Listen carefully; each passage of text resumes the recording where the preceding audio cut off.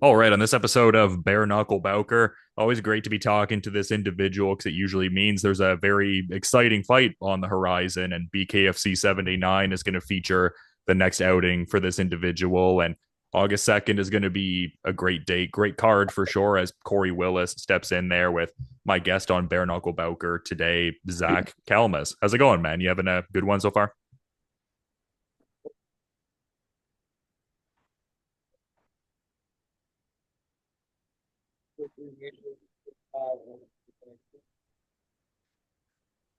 Yeah, no, great getting to talk to you, man. And it's cool that you're back to that BKFC, Sturgis card and everything. I felt like you got quite a statement win there last time out, that BKFC 63 finish over Ryan Show and everything. So, yeah, it must be cool to be back at BKFC Sturgis for this one, I would think.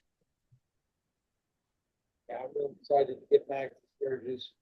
People, the atmosphere was second to none. It was an unbelievable atmosphere. The people, the music. I think that Sturgis will be a serious mainstay for BKFC for years to come. I'd like to be part of that as long as I can. That's not my decision. But being gone, a couple of plans to stay around for a long time. I'm not a one trick pony. I'm not a funny guy. I came into this very much for fighting to make a life for myself beyond what I was doing. That's what I did. So Mike makes it to the best. Say, greatness is when you make your delusion your reality. Again, Mike Tyson said, greatness is when you make your delusion your reality. So I got kicked out of multiple high schools for fist fighting.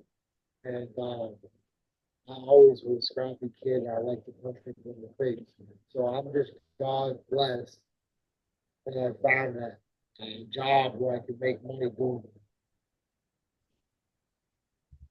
Yeah, I mean, certainly so, man. You've definitely found a big role in BKFC over the years and everything like that. So it makes sense that they feature you on such, big events, man. I mean, your last fight even being at KnuckleMania 5, and just it seemed like such a massive event. Like I talked to Sean Wheelock about that, and he was talking about how Philadelphia had never seen like a combat sports crowd of that size in over 70 years since Marciano fought Walcott. So just incredible stuff. One of my favorites. Man, really go back to history. We don't know where we've been. We don't know where we're going. But that's true. I know it sounds like I'm being a bit of a smartass, but I'm not. If you don't know where it started, then how the fuck are you gonna figure out the future and map it out? Like I try to map things out so I get success. I go into something the same way I come out of it. Yeah, you strike me as a guy that has that historical appreciation for it, which is why I thought you would, I guess, like that little factoid, just considering how long it's been since Philly has had a crowd like that and everything. So, yeah, we love to see it.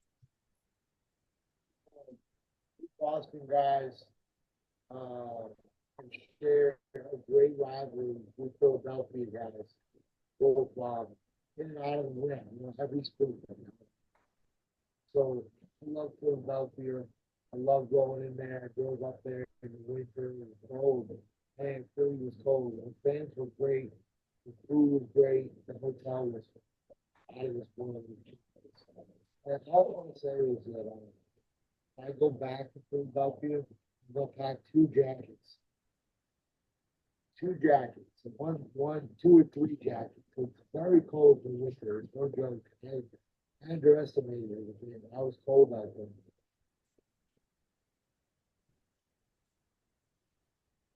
Yeah, it's just exciting stuff, man. And yeah, cool to see you back in the fixture with, like I was saying, Sturgis Motorcycle Rally. And it seems like there's some, I guess, carryovers from the last card too, in a sense, because at that BKFC Sturgis card you were on before, there was that Taylor Starling and Britton Hart fight, and Taylor Starling fighting Shelby Cannon on this one as well. So it's cool to see some crossovers from that prior Sturgis card to where we're at now. And obviously you're part of that. And The fighters we were talking about, I lost track. I'm watching Ali on TV. I'm not trying to be disrespectful.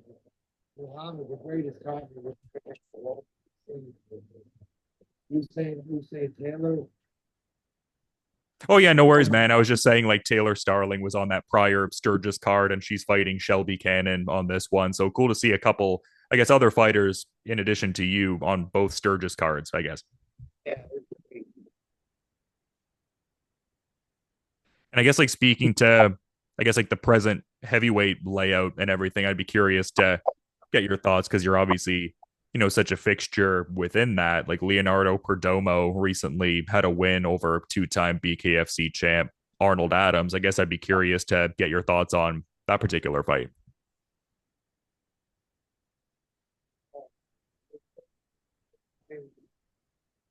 It wasn't bad motherfucker. Let me tell you something. That's not a fight that they're trying to line up for me. It's not a fight that's in my future. And he's going to be champ.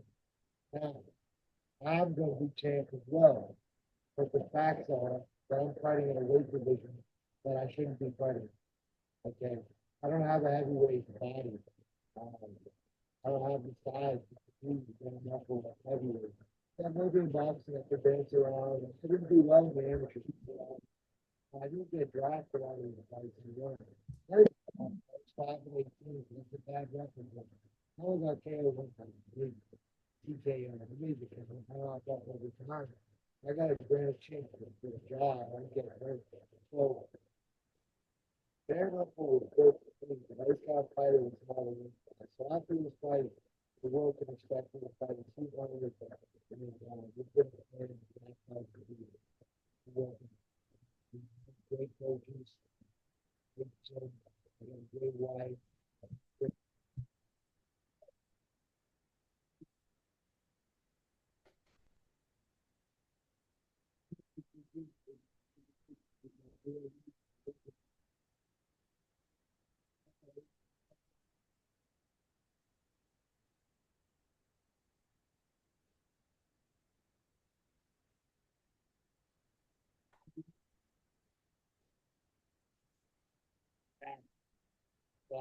Canadian, that bothered me. I think I was professional in the last fight. Okay. This fight is mine, I think, to win. So I pray to God that I did everything that, that's why I believe it's all up to God. I'm just putting in the work, showing up, I'm professional, and I'm going to win. I'm going to win because of that mindset. You go in there, respectful, and you do the right thing, or you get the fans going, you get the people going. That's a great job. That's when you get a pat on the back. That's when you feel good about yourself. It's not really about the win and loss. It's about your performance. That's what a lot of guys they just got such a big ego. They gotta let go of that. Or they just realize it's not that big a deal. You just have to go out there and fight. But have fun.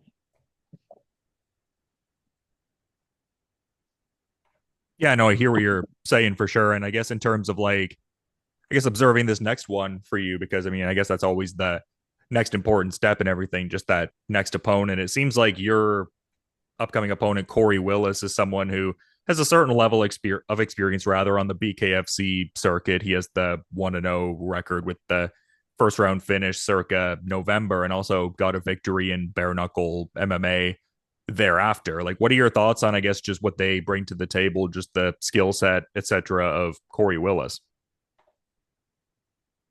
Good. I've been training hard. I mean, regardless of who I'm fighting, Corey Willis is just a name.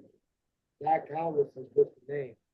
And then we put the work in behind it. So um, I guess I just want to do the best that I can, and that's what God will allow me to do. So I really just worked as hard as physically possible in this camp. I had a lot of great sparring with UFC level fighters like Yuri, the Russian forward there. We were sparring every Tuesday and Thursday. Savage rounds, I worked with a lot of top dogs. Steve Lucosa, the WBC Great World Champion, lefty. He started with James Toney back in the day. He was living in California. Great coach. What I'm trying to tell you is and I'm getting knowledge that's passed down through history. I work with some real fighters who have world championships, real lineage, real history, and I'm with the best coach in all of Connecticut and all of the world, if you can, in my opinion. You know, he's worked in famous camps. He's worked with great fighters. To get to that level of fame, to get to that level of fighting, you have to be a great coach. Um, so that's all I have to say about that. I have the right people around me, uh, nobody around me, which is really the best when you're all alone. And you can just think about the game plan. You don't have all kinds of distractions. So that's really what my biggest asset has been in this game is that I got back to the basics. I just kind of like shut out the world after KnuckleMania because I was a tough loss. You know what I mean? Like, I didn't want the fight to get stopped, but I'm not a referee. You know, they saw something that I didn't. I'm a sportsman, so you know, I moved on. I drove home that day. Like I got back to the hotel, I drove home like late at night, whatever. But we got home, me and Paula. I was just happy that I got through it with my life. You know what I mean? I'm happy that I went out there and fought at Wells Fargo Center and get knocked the fuck out. You know what I mean? The guy that I fought was a beast. I'm not taking nothing away from him either. Pat Brady is a savage, and he's no joke. So it was a tough loss for me, but I didn't even throw any punches. I didn't do what I was supposed to do. So I didn't win the game. This is chess, not checkers. So you have a game plan, you either stick with it or you don't. That's what I did. I just went out there and I fought like I was on the side of a ball. That's not a good thing when you're at that level. Because then you just go out there and you're like, I take one to give one, and you just fucking rolling through the process. That's dangerous. People get hurt that way. So the mindset for this one is no matter what happens in my life, no matter what falls out, no matter what the fuck, I'm gonna train every fucking day. I don't care how I feel, it's what I do. That really worked well for me. I got back to the basics and I sparred. I sparred like I lost count how many rounds. I don't want to discredit myself. Week, I was like I just worked every week, like week to week, day to day. It was day to day after the fight. I healed up. Then it was week to week, and then I was just like putting things together. I was like, damn, I'm gonna come back. You know?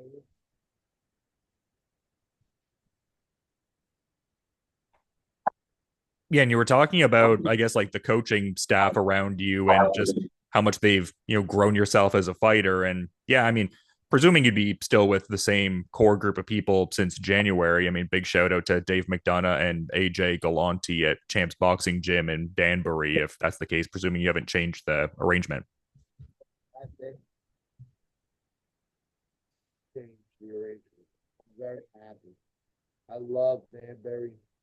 My grandmother lives in West Hartford. My aunt lives in West Hartford. So I have family all over Connecticut. Um, I've been going to Connecticut since I was a little boy. I went to school in Litchfield, Connecticut. I went to Foreman High School, private school. I played football with the team. And I got kicked out of school for fist fighting. So my return to Connecticut was Mohegan's son. And I was fist fighting. Yeah, I love Connecticut. It's been good to me. The vibe in Connecticut, if people around the world haven't been who are watching this show, it's more like a New York type of crowd. The energy is more like a New York style. If you've been to New York, you can understand. It's like a laid back New York. And then when you get down into like more central New England, like Boston, Massachusetts. I live on the north side of Boston, so I live 20, 30 minutes outside of Boston if you go north. So it's beautiful where I live, the over seaport in America, Gloucester, Massachusetts. You know, this is it. This is where you want to be in the summer. It's the best, the best. Number one. Yeah, and I feel like I'd be remiss if I didn't get your thoughts on this just because there's been some discussion with us about the KnuckleMania 5 card and just your title aspirations in BKFC someday and just that pursuant path of becoming a champion. I'd be curious to get your thoughts on Ben Rothwell cementing himself as the heavyweight champion when he fought Mick Terrill on that card in January. That's a bad man. Ben Rothwell's a bad man. And a lot of people know that, and a lot of people can stand by that, but not the way that I can. I was ringside when Ben fought Bobo Bennett. Now, his life is obviously gone the way it's gone. That's all I have to say about that. I'm not with those people anymore. But what I am going to say is when he got hit by Ben, that was enough for me to never fight Ben Rothwell. Ever. I never want to fight Ben Rothwell. He's a bad man. He's champ for a reason.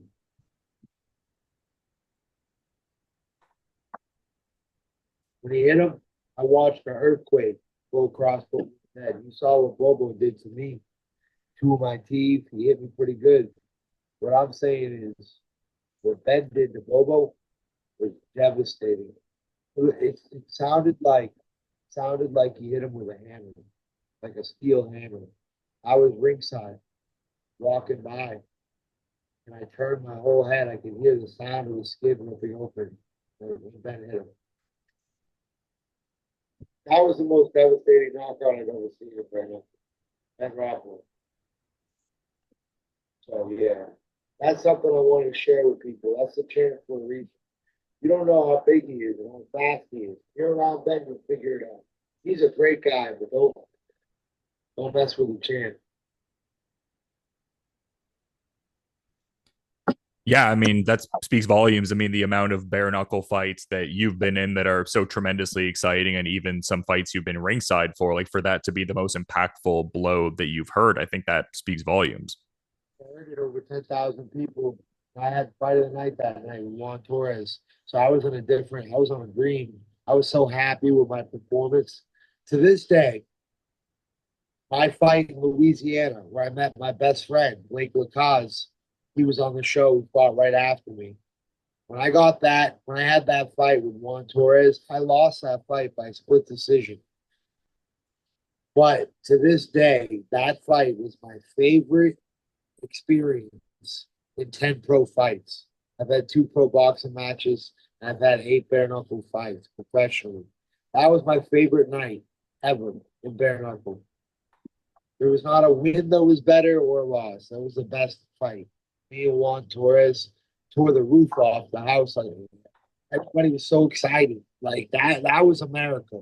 That was like, that's Louisiana. That's the South. You know what I mean? They're real.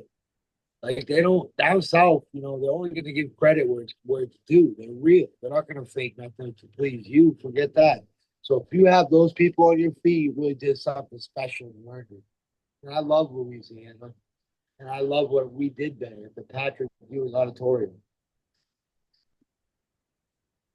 And I remember I was putting together a piece at the time based on an interview that you did after that Juan Torres fight you mentioned, and you were talking about how you wanted like a bare knuckle Ward Gotti series with Juan Torres. Like, are you surprised that there hasn't been any movement to try to get you guys to run it back? Because it seems obvious to me. I wouldn't say anything against anyone. I respect everyone that's involved with this game, fighting me or not fighting me. Listen to this.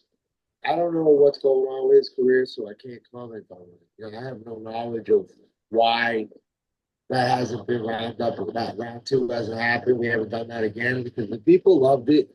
And, he won for sure, but I had a good time. It was a great to fight, and people really loved it. So I think it would be great to do that again. We can have that Ward Gotti series. I'd like to do it 3 times. I'd absolutely like to have a 3-piece for them. The key to that, I'm not a promoter, I'm no promoter, but I promote myself. I do a good job with that. I'm a gangster. I'm a gangster. I should wear a do-rag and some um, yeah, I promote the shit out of myself and I work hard at that. I don't work on that anymore because it just comes natural. But we want to fight again. Me and really any one of the guys that I fought could do it again. Um, I don't fight Gogo again. You hurt, once you get hurt like that, you don't really want to do it again. But I think a lot of my fights were worthy of a rematch. Guys who fought me were worthy of a rematch.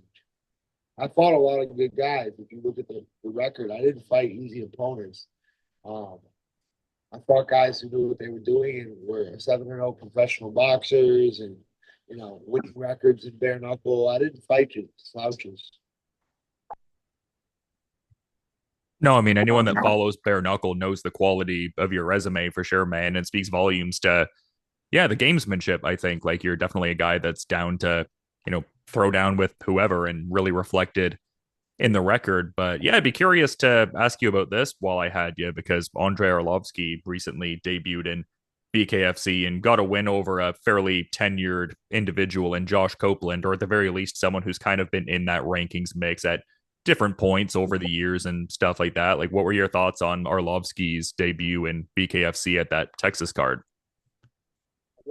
So one thing I can say about Andre Arlovski is I play him on the video game, the UFC on the video game upstairs from the original. I have Andre Arlovski. He's one of my favorite players and one of my favorite fighters. So that's all I got to say about that. You know what I mean? I used to watch him as a kid. I'm only 34 years old. I just turned 34 years old. I've been watching Andre for 10 years. So that's great that we acquired him and everything. He's a pit bull. You know what I mean? What can I say? He's a fucking monster. And I'm so happy that he got that W. I'm still a fan of Andre Arlovski. He's a monster. Have you seen the fucking guy, dog? Go fuck around. Find out. You know what I mean? He's a bad, bad man. He inspired me a lot.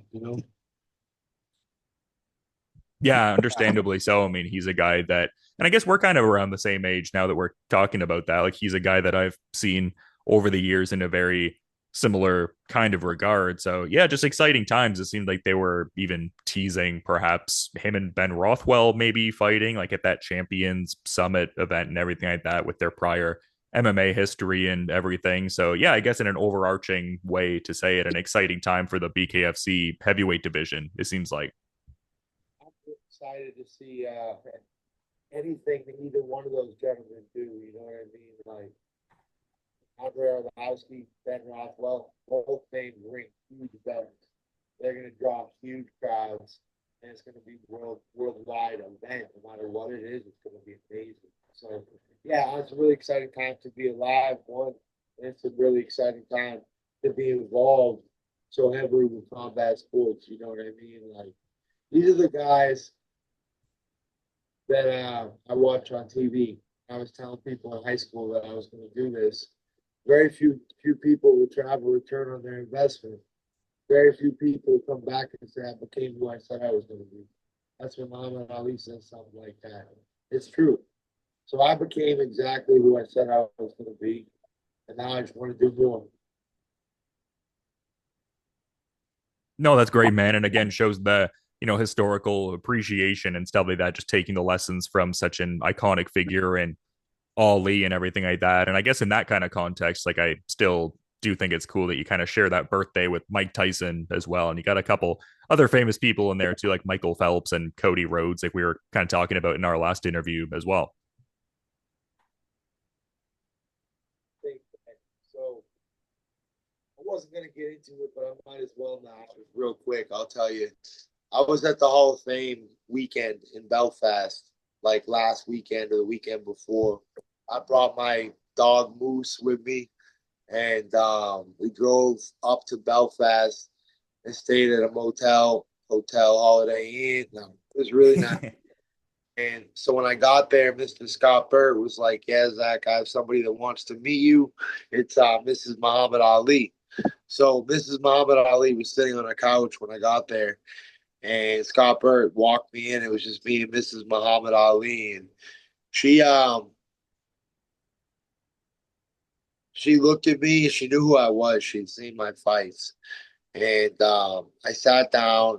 I said, "Mrs. Muhammad Ali, it's an honor to meet you, of course." And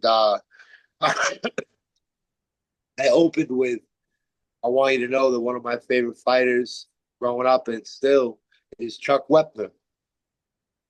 She goes, the biome bleeder. So she said basically that her husband and him put on a nice show. They put on a nice show. And I said, well, that's great. And then she asked me what else I was into. And I told her, well, I really love the WWE. I'm a huge wrestling fan. Like, I watch it all the time. You know, Monday Night Raw, Friday Night SmackDown. I got knowledge back to the 70s before I was born. And she's like, you like wrestling? So she loves, who's your favorite wrestler? She asked me. I told her Stone Cold. I love Stone Cold. I like the way he does his thing. He's a madman, but he's himself. And then she told me that she liked Roman Reigns, the tribal chief.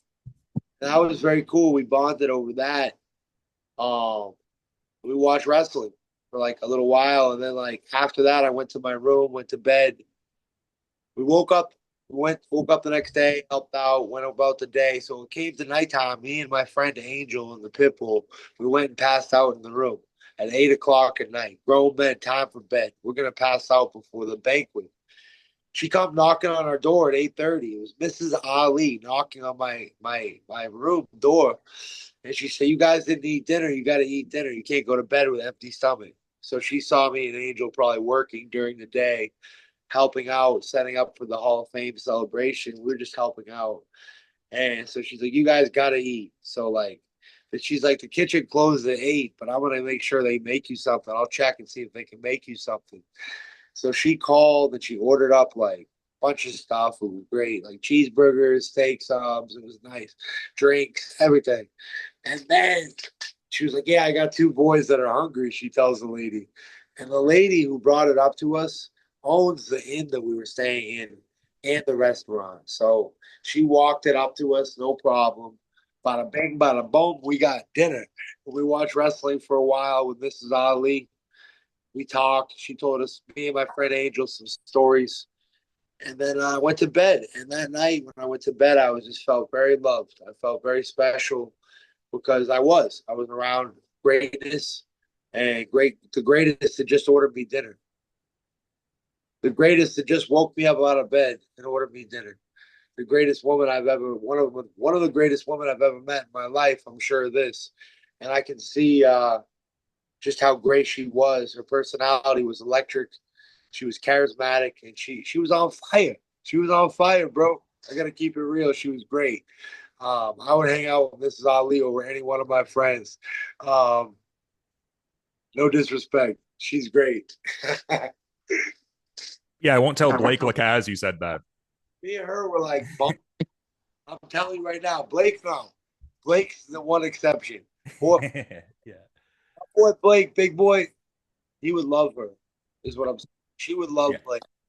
Blake's the realest person that I've ever met in my entire life. You know, life has a way of taking you down dark roads, right? Sometimes. And Blake helped me get out. Blake helped me get out and away from all the trouble in my life. He really changed my life. So when somebody changes your life, says this is who you are now, this is what you're gonna do, that's powerful. It doesn't happen every day or every year or every decade. So I can only name, you know, three people that have ever really done things in my life that have majorly changed how it ended up. And Blake is one of them. Yeah, no, Blake, he's a great individual too, and I've always enjoyed talking to both of you, man. That's an incredible anecdote though with Mrs. Ali. I feel like I don't even want to ask you any more questions after that, just to let that marinate a little bit. But I figured I'd give you the floor in case you did have a final parting thought that you wanted to add as we're wrapping up, like maybe some sponsorship shout outs or just another anecdote in general. Just figured I'd give you the floor. And yeah, I appreciate you making the time to talk during fight week, man. man, I appreciate you having me, Mr. Boyker. You're a really good host. This is a great show. And I appreciate being on here. I want to shout out my major sponsor. This is this is Sunny Smoke Shop. If everybody can see it, it's going to be on my shorts for the fight. Sunny Smoke Shop, and they also own Greg's Roast Beef. in Gloucester on Main Street, right down here. And I'll tell you right now, the roast beef is delicious. The pizza is delicious. The food is made with love. They have good oil. Their French fries are beer battered, and they're the real deal. You're not going to go home and be like, "What did I eat?" No, you know exactly what you eat because it tastes that good. I'm going to go down there and get a honey barbecue chicken finger dinner with a salad, vegetables, all that, and they're going to hook me up on a bing, bada boom. They're going to give me that deal, is what I'm saying. You know why? Because I'm sponsored. Look at this. Let me show you the back. It's so cool. Look at that. See it? Oh yeah, there we go. Yeah, I see that, man. I love that. County Smoke Shop in Gloucester, Massachusetts, and Greg Roast Beef. If you're in Gloucester, 01930, make sure you go down to Sonny's for any of your needs. They have everything. Listen, it's like a little convenience store. They have groceries, they have drinks, they have backpacks, they have small items of clothes. They have all your cigar needs. They have cigarettes. Listen, they have memorabilia from sports games. They have everything. You should go check out Sonny's. It's an old school gangster ass gas station. You know what I'm saying? Shark approved. Yeah, people should be checking out Sonny's and people should be checking out BKFC 79. I'm stoked to see you throw down with Corey Willis and getting back to Sturgis. And yeah, stacked card for August the 2nd, man. Really appreciate you coming on, Bare Knuckle Bowker. Always a great time talking to Zach Calmus. And yeah, super stoked to, check out the shark enter the waters and everything like that in the coming days. And thanks so much for the time, man. It's Shark Week. Don't go swimming, baby. I might bite your ass. No, I love that, man. Thanks so much for the time. And yeah, super stoked for this fight. You have a good rest of your day. Thank you. Thank you, Mr. Boyker.